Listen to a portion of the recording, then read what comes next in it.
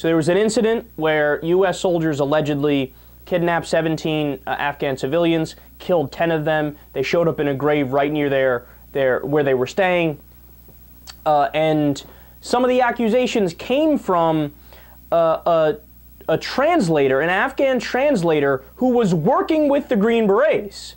So this is somebody who was on the side of the United States who had stepped forward and said, I can't hold my tongue anymore. These guys murdered, 10 people in cold blood.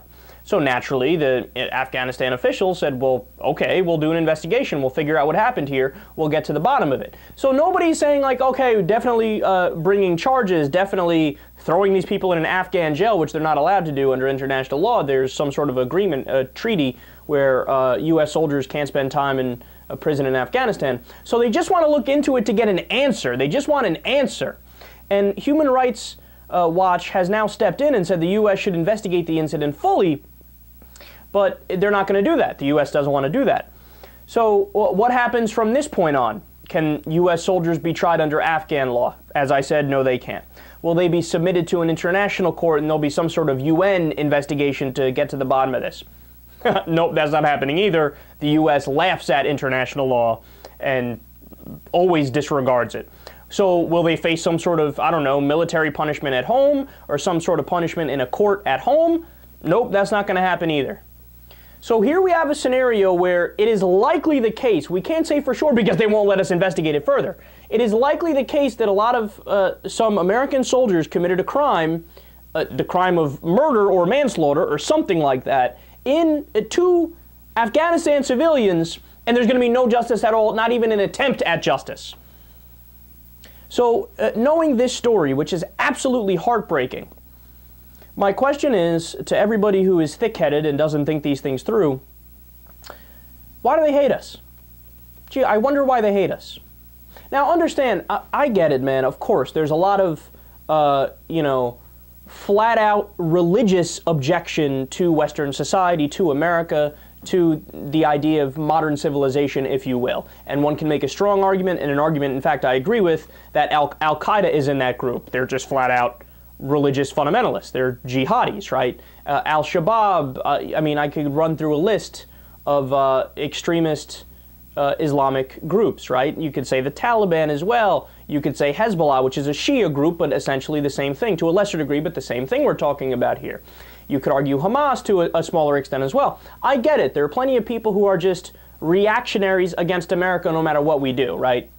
But for the overwhelming majority of the civilians in Afghanistan or in Yemen or in Pakistan, you have to understand they weren't anti-America. They were just living their lives in their country, doing their own thing. And then when an American soldier came along, whether it's an accident or on purpose, and kills civilians, right? Kills their nephew or their niece or their uncle or their grandma or their dad, well, that's when somebody who is moderate can say, you know what, fuck this, I'm going to go ahead and pick up arms and join the Taliban, because at least the Taliban says that they will promise me protection. At least they say they're on our side. Whether or not they actually are, right? In a lot of cases, obviously the Taliban is horrendous for human rights and does a lot of horrific things. But if an American soldier kills somebody in your family and then the Taliban steps in and says, I got your back, dog, here's an AK-47, what do you think is going to happen? And then when you add insult to injury, when you have, authorities figures in the U.S., officials in the U.S. say, yeah, we're not going to investigate that. No, not at all. Sorry.